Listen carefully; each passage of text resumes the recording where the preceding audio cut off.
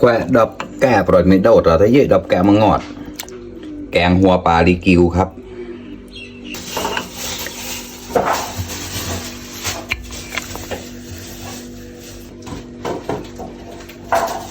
มังเออสำนีฮอดอ้าวสวัสดีทุกคนครับกายเราตะเยอะแควไตจอดออดกับเกลืออย่างนะหมกแควรอที่แควดอกแก่มางอดเราตะเยอะเดาหน่อยปล่อยไม่โดดเรินเพียบโอ้สังโจเตาอย่างน้องสลายคงอย่างเราตะ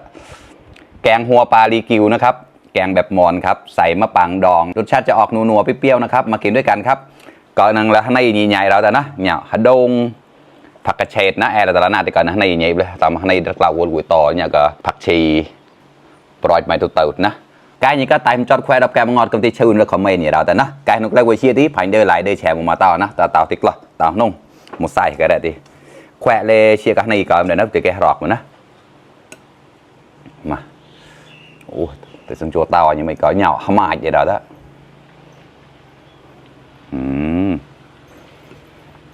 ngồi để đi cạo vậy đó xé cái đó nó rồi mấy đốt rồi xe không mực là xong buồn phai này đâu anh ạ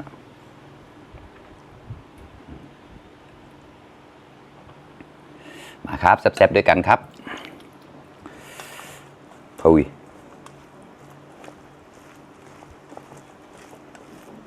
กายเราตักละมาครับเพื่อนๆ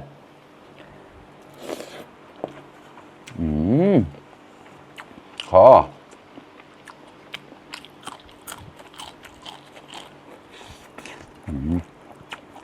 เฉยตอนมาชายเราđó anh nàyไปมองหน่อยดิcái chiếc nó nào đấy ngô hả nè qua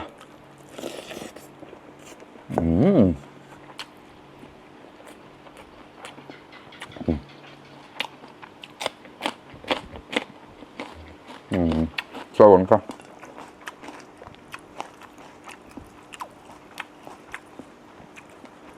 อร่อยมากครับเพื่อนๆมากินด้วยกันครับล่ะ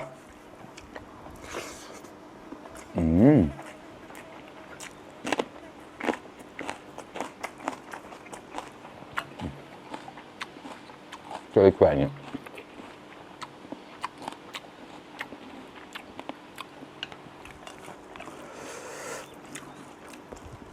đập hay quan với cô đâu thì về khỏe đập kẹp bằng chân nào đi tại mình chọt nè tại một cái xiềm nó đột đâu đi xiềm mệt máu vô cái gặp rồi mấy đồ thì đâm chẹp làm nào rồi đấy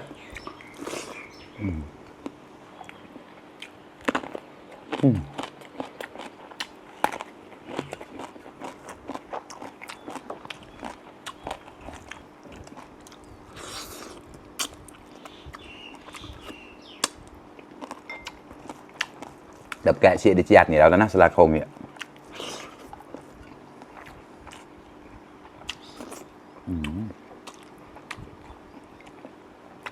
อร่อยมากกรอบมากครับ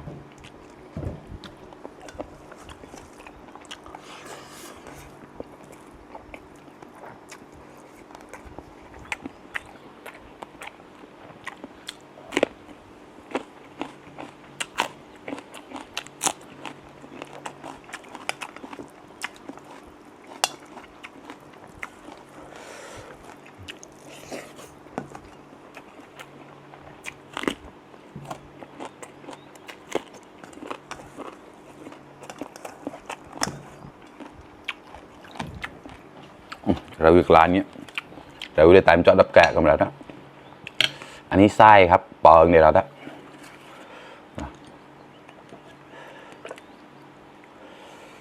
เสีย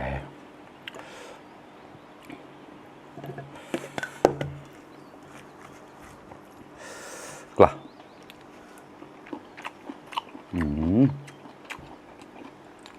ก็เต้นค่ะ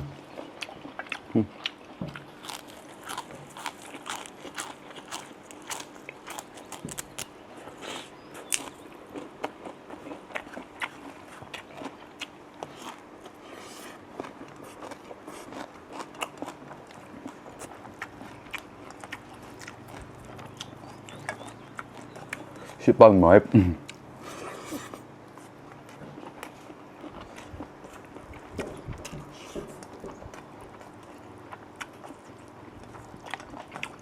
ันตามมันดอบได้แรกกับเชี่ยวกลายนี่แหละถึงจะเป็นหัวแต่เนื้อมันเยอะมากครับเพราะว่าหัวมันใหญ่มาก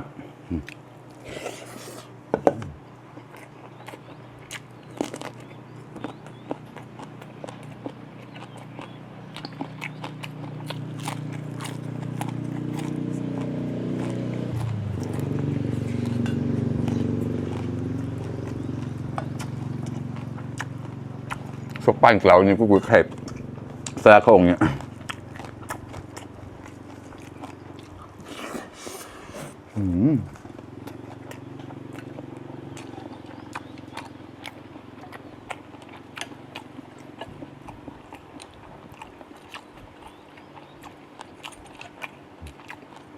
โอ้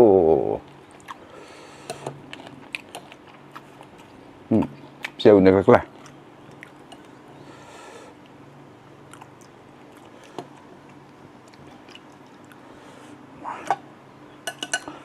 1.000 rồi đó thử mày đâu nó hết đó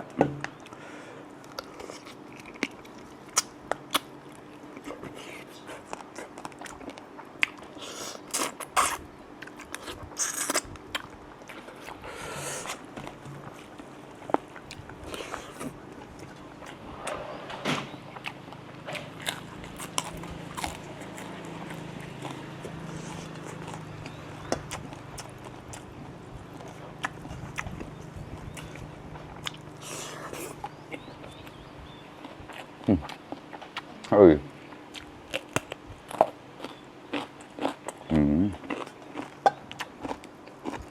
sâu không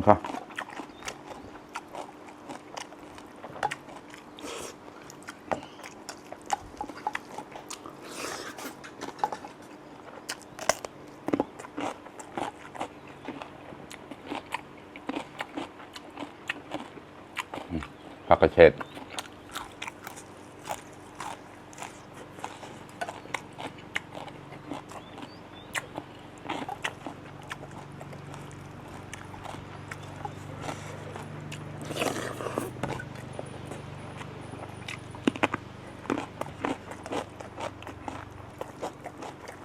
cái đó mà mọc lên đi tao là nó này nhiệt clip biết lỗi này nhẹ đó tao nè